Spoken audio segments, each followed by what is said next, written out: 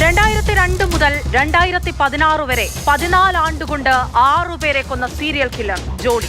ഓരോ കേസുകളിലും വിചാരണ ഇങ്ങനെ ഇഴഞ്ഞു നീങ്ങുകയാണിപ്പോഴും.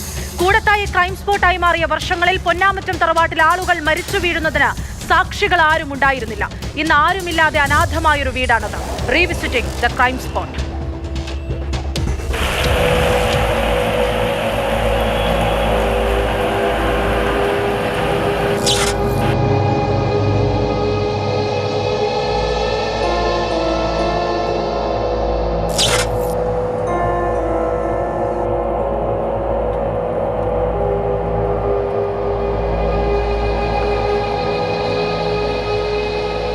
(2002 മുതൽ 2016 വരെ 6 കൊലപാതകങ്ങൾ.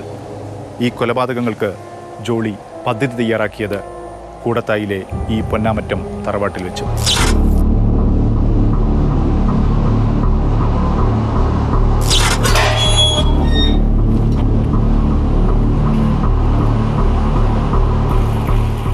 (2002) ജോളിയുടെ ഭർത്താവ് റോയിയുടെ അമ്മ അന്നമ്മ തോമസ്. 2008 റോയിയുടെ അച്ഛൻ ടോം തോമസ്.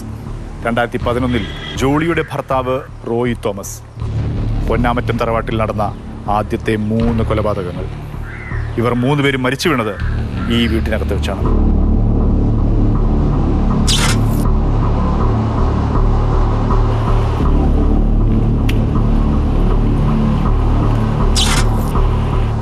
NIT-യിലെ അധ്യാപികയാണെന്ന് ജോളി കള്ളം പറഞ്ഞിരുന്നതായിരുന്നുവെങ്കിലും വീട്ടുകാർക്കോ നാട്ടുകാർക്കോ ഇതൊന്നും അറിഞ്ഞിരുന്നില്ല. 2 കുട്ടികൾ, ഭർത്താവ് റോയിയുടെ അച്ഛനമ്മമാർ, ഇവർക്കൊപ്പം വലിയ കുഴപ്പങ്ങളൊന്നുമില്ലാതെ സന്തോഷത്തോടെ കഴിഞ്ഞിരുന്ന വീട്. 2002 അന്നമ്മയുടെ മരണത്തോടെ ഈ വീടിന് പക്ഷേ മരണത്തിൻ്റെ ഗന്ധമായിരുന്നു.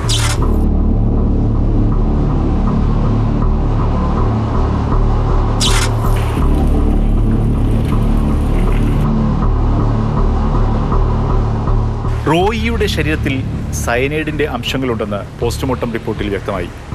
അത് ചില സംശയങ്ങളും ഉയർത്തി. അങ്ങനെ സംശയിച്ചവരിൽ പ്രധാനിയായിരുന്നു റോയിയുടെ അമ്മാവൻ MM മാത്യു. പക്ഷേ ഈ സംശയം മാത്യുവിനെ കൊണ്ടുചെന്നെത്തിച്ചത് മരണത്തിലേക്കാണ്. 2014 ഏപ്രിലിൽ ജോളിയുടെ കൂടെ ഭക്ഷണം കഴിച്ച മാത്യു പിന്നീട് കുഴഞ്ഞു വീണ് മരിക്കുകയായിരുന്നു. മാത്യുവിൻ്റെ മരണം നടന്ന് ഒരാഴ്ചക്കകമാണ് ടോം തോമസിൻ്റെ സഹോദരൻ്റെ മകൻ ഷാജുവിൻ്റെ 1 വയസ്സുള്ള മകൾ ആൽഫൈൻ മരിച്ചത്. 2016 ജനുവരി 11 ഷാജുവിൻ്റെ ഭാര്യ ഫിലിയും മരിച്ചു.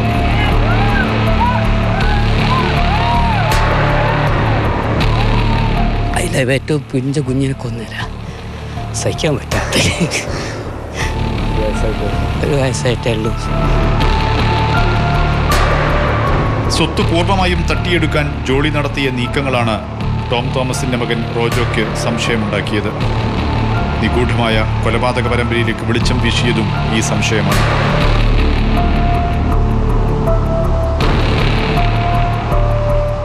അതായത് 6 കൊലപാതകം എന്ന് വെച്ചാൽ ഈ 6 കൊലപാതകം ഈ വീട്ടിൽ വെച്ചിട്ടല്ല, 3 വേട.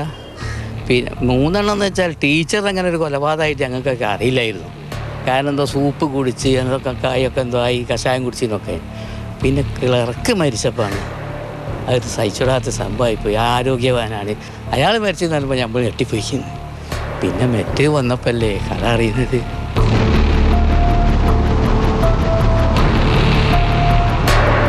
(2019) ജോളിയുടെ അറസ്റ്റോടെ ഏറെക്കാലം പൊന്നാമറ്റം വീട് പൂട്ടിയിട്ടിരിക്കുകയായിരുന്നു. നടുക്കുന്ന ഓർമ്മകളിൽ നിന്ന് മോചനം നേടാനുള്ള ശ്രമത്തിലാണ് ഇപ്പോൾ ഈ വീട്. അടുത്തിടെ വീട് വൃത്തിയാക്കി പെയിന്റ് അടിച്ചു. ടോം തോമസിന്റെ മക്കളായ റോജോയും റഞ്ജുവും ഇടയ്ക്കിടെ വീട്ടിൽ വന്ന് താമസിക്കുന്നു. വീടൊക്കെ നന്നാക്കി ക്ലിയറാക്കി വൃത്തിയാക്കി അങ്ങനെ ഒരു വീടായി വന്നിട്ടുണ്ട്. അപ്പോൾ ഒരു വരികയും പോവുകയൊക്കെ ചെയ്യുന്നുണ്ട്. മക്കളെല്ലാം വരികയും പോവുകയും ചെയ്യും. ഞാൻ റോജാണെങ്കിലും അങ്ങനെ സത്യമല്ലോ, അവന് ദൂരത്തല്ലേ, അവനങ്ങനെ പെട്ട വരാൻ കഴിയൂലേ. വരുന്ന സ്ഥലങ്ങൾ പോവുകയും വരികയും അങ്ങോട്ടും ഇങ്ങോട്ടൊക്കെ വിൽക്കുകയും പറയും. സമ്പർക്കമൊക്കെ സന്തോഷമൊക്കെ തന്നെ.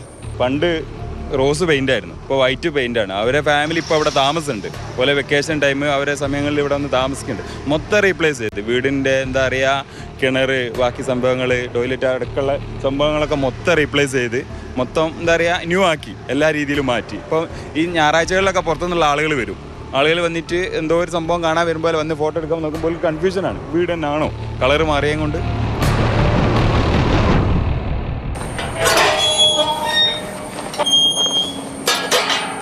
നമുക്ക് സുരക്ഷിതത്വവും സ്നേഹവും കരുതലുമെല്ലാം നൽകുന്ന സ്ഥലമാണ് നമ്മുടെ വീടുകൾ. പക്ഷേ അത്തരമൊരു വീട്ടിൽ നിന്ന് കഴിച്ച ഭക്ഷണമാണ് കൊലച്ചോറായി മാറിയത്. ഈ നടുക്കുന്ന ഓർമ്മകൾ മറക്കാൻ ശ്രമിക്കുകയാണ് ടോം തോമസിൻ്റെ ജീവിച്ചിരിക്കുന്ന മക്കളും ഈ കൂടത്തായിലെ നാട്ടുകാരും.